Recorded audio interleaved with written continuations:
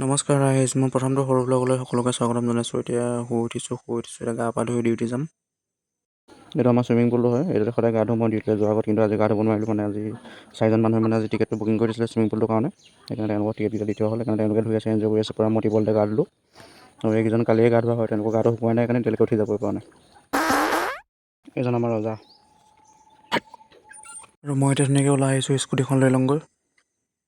এতিয়া ওলাই আহিছোঁ ধুনীয়াকৈ, বচন্তিখন ল'ম আৰু এতিয়া বচন্তিখন ইয়াতে আছে। এইখন মোৰ বচন্তি ৰাস্তাটো বেয়া কাৰণে মই সদায় ইয়াত থ'ম মই স্কুটিখন।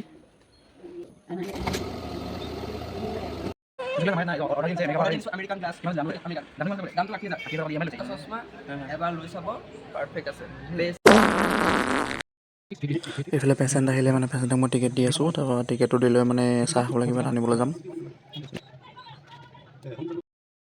এইফালে চাহ খাবলৈ কিবা এটা আনিবলৈ আহিলে, লগত আছে চাইকোদা, সিও আহিলে লগত। দুটা গৈ আছোঁ এতিয়া চাহ খাবলৈ কিবা এটা ল'মগৈ। কাৰেঞ্জ বেকাৰী।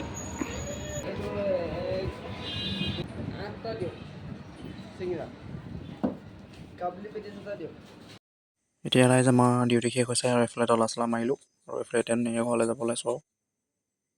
তো ফাইনেলি চাই ঘৰ সোমালোঁ। এতিয়া ঘৰলৈ আহি ধুনীয়াকৈ মুখ হাতবোৰ ধুই লৈ এতিয়া চাহ অকণ বনালোঁ নিজে, চাহকণ খাই লৈছোঁ আৰু ধুনীয়াকৈ। এইফালে চাহকণ মই এতিয়া বাকী লওঁ। এইফালে মই চাহ বাকী ল'লোঁ, এতিয়া লগত আছে গ্ৰীণ মটৰ আৰু আলু ভুজিয়া। এতিয়া মই ধুনীয়াকৈ চাহকণ খাই লওঁ, আকৌ এটা নতুন ভিডিঅ' সৈতে আপোনালোকক আকৌ লগ পাম, তেতিয়ালৈকে বাই বাই।